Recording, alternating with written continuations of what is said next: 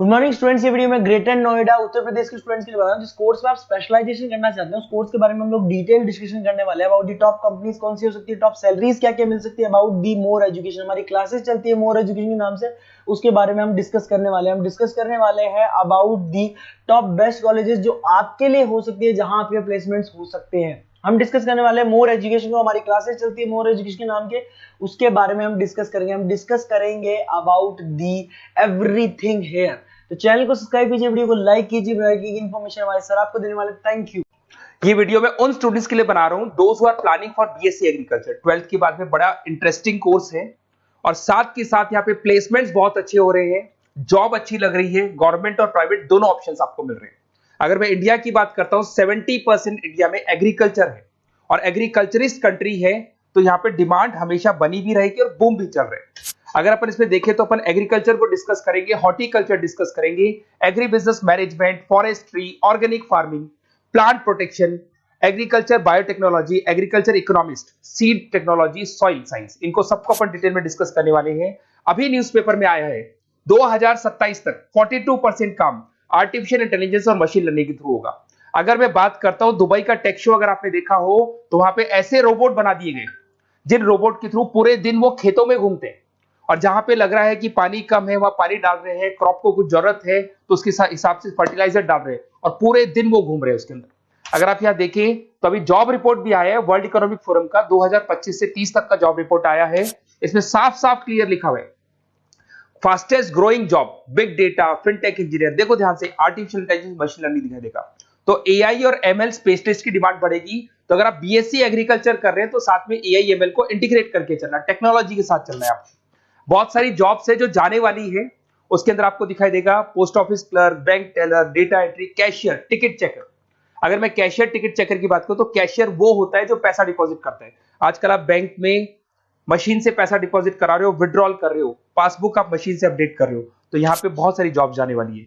मेरे बारे में थोड़ा सा बताता हूँ। 2006 से मैं पढ़ा रहा हूँ, ऑनलाइन ऑफलाइन रिकॉर्डेड तीनों मोड पे मैं क्लासेस लेता हूँ। टॉप कॉलेज है एमबीए का, जहां मैं बच्चों को लेके जाता हूँ हर साल। मुंबई में पढ़ा रहा हूँ, जयपुर में पढ़ा रहा हूँ।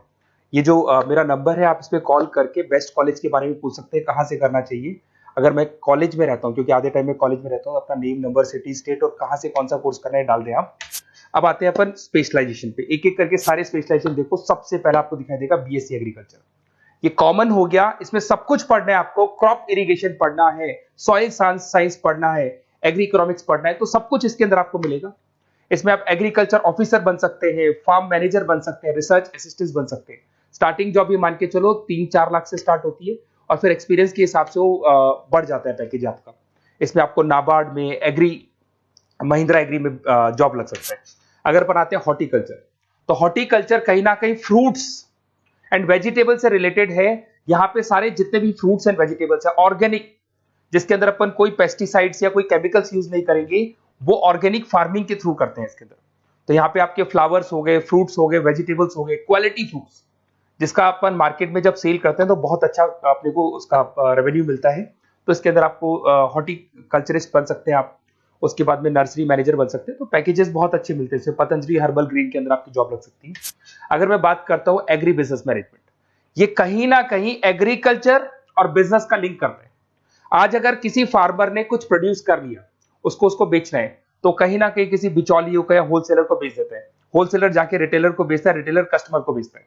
तो यहां पर फार्मर को जो प्रॉफिट होना चाहिए बहुत लिमिटेड प्रॉफिट होता है। तो यहां एग्री बिजनेस मैनेजमेंट का काम है कि आपको बिजनेस कैसे करना है, किस तरीके से मार्केटिंग करनी है।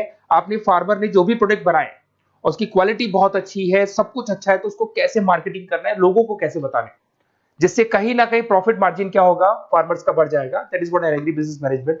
इसमें रूरल बैंकिंग ऑफिसर बन सकते हैं आप, एग्री सेल्स एग्जीक्यूटिव बन सकते हैं, एग्री बिजनेस मैनेजर बन सकते हैं। तो बहुत सारे ऑप्शन मिलेंगे।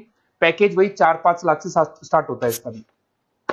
फॉरेस्ट्री, अगर आपको वाइल्ड लाइफ में इंटरेस्ट है और आपको लगता है कि आपको जो भी स्पीसीज है, वाइल्ड लाइफ स्पीसीज है, उनमें इंटरेस्ट है, उनको बचाना है, ग्रीनरी बचानी है, पेड़ नहीं कटने चाहिए, तो वहां पे फॉरेस्ट्री सबसे बढ़िया है।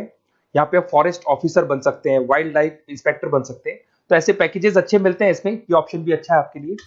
अगर अपन यहाँ पे देखें ऑर्गेनिक फार्मिंग, अगर आपने देखा होगा दादाजी ने हमेशा क्वालिटी खाया है, तो दादाजी 90 to 100 क्रॉस कर जाएंगे। बट आज की जो जनरेशन है वो 60 क्रॉस करने में भी दिक्कत आएगी। वाई? बिकॉज उन लोगों का जो फार्मिंग सिस्टम था वो ऑर्गेनिक था, वो कभी भी कोई पेस्टिसाइड्स, कोई केमिकल यूज नहीं करते थे, और जो भी वो फार्मिंग करते थे एकदम क्वालिटी यूज करते थे, और वो क्वालिटी ही कंज्यूम करते थे। तो उससे लाइफ में और हर चीज में आपकी जो ग्रोथ होती है, इसमें ऑर्गेनिक फार्मिंग कंसल्टेंट बन सकते हैं आप, क्वालिटी सर्टिफाइड बन सकते हैं, ट्रेनर बन सकते हैं, बहुत सारे ऑप्शंस इसके अंदर मिल जाएंगे आपको। अब आते हैं अपन बीएससी प्लांट प्रोटेक्शन। आपको पता है कि कोई ना कोई डिजीज या कोई ना कोई इंसेक्टिसाइड्स लग जाता है प्लांट्स पे, तो उसके लिए प्लांट्स को प्रोटेक्ट करने के लिए अपन पेस्टिसाइड्स यूज करते हैं, डिजीज मैनेजमेंट यूज करते हैं, प्लांट हेल्थ देखी जाती है। तो जो भी चीजें हैं इसके लिए कहीं ना कहीं आपको प्लांट ऑफिसर कंट्रोल बन सकते हैं, तो ऐसे ऑप्शंस, कंट्रोल ऑफिसर बन सकते हैं, एग्जीक्यूटिव वर्कर बन सकते हैं, तो ऐसे ऑप्शंस आपको मिल जाएंगे। उसके बाद में आता है बीएससी एग्रीकल्चर बायोटेक्नोलॉजी, रिसर्च। ये कहीं ना कहीं रिसर्च से रिलेटेड जॉब मिलेगा आपको। इसके अंदर आपको बायोटेक्नोलॉजी, क्रॉप इंप्रूवमेंट रिसर्च के बारे में मिलेगा कि जैसे कैसे अपन क्रॉप को इंप्रूव कर सकते हैं, कैसे यील्ड बढ़ा सकते हैं, कैसे प्रोडक्शन बढ़ा सकते हैं, तो उसके ऊपर रिसर्च किया जाता है। उसके बाद में आपको मिलेगा बीएससी एग्रीकल्चर इकोनॉमिस्ट। इकोनॉमिस्ट का काम होता है डिमांड और सप्लाई को चेक करना। क्या मार्केट में लग रहा है कि इस बार जो खेती हुई है बहुत कम हुई है, बारिश होने से खराब होगी, तो जो लिमिटेड खेती हुई है उससे प्राइसेस क्या होंगी, बढ़ जाएंगी। तो अगर आपने कम प्राइस में बेच दिया तो आपको लॉस होगा। तो आप प्लानिंग करो कि डिमांड सप्लाई का कैलकुलेशन करके प्राइस ज्यादा रखनी है, प्राइस कम रखनी है, ये सारी की सारी कैलकुलेशन किसके थ्रू होती है? बीएससी एग्रीकल्चर इकोनॉमिक्स के थ्रू होती है। उसके बाद में आता है बीएससी सीड टेक्नोलॉजी। भाई सीड जो है ना, उसी से फर्टिलिटी आती है, और उस सीड से ही कहीं ना कहीं आपका जो प्रोडक्शन है या यील्ड है वो इंक्रीज होता है। तो ये सबसे इंपॉर्टेंट है। तो आपको सीड की क्वालिटी को इंप्रूव करना है, हाइब्रिड टेक्नोलॉजी यूज करनी है, क्वालिटी कंट्रोल यूज करने हैं, जिससे कि बढ़िया से बढ़िया सीड इंप्रूव होगा। तो सीड एनालिस्ट बन सकते हैं, प्रोड्यूसर सुपरवाइजर बन सकते हैं। बीएससी सॉइल साइंस बहुत इंपॉर्टेंट है, सॉइल की फर्टिलिटी को चेक करना है। अगर सॉइल आपका फर्टाइल नहीं है तो कैसे उसको फर्टाइल बनाना है, कैसे मैक्सिमम क्रॉप आपको यूज करनी है। क्रॉप इरिगेशन बोलते हैं, जो अलग अलग टाइप की क्रॉप्स यूज करते हैं, जिससे कहीं ना कहीं आपकी सॉइल की क्या बढ़ जाएगी, फर्टिलिटी बढ़ जाएगी। अगर आपको कोई बेस्ट कॉलेज की रिक्वायरमेंट है तो बेसिकली मेरा नंबर है, इस पर आप व्हाट्सअप कर सकते हैं, पूरा डिटेल में आप लोगों के साथ डिस्कस करूंगा।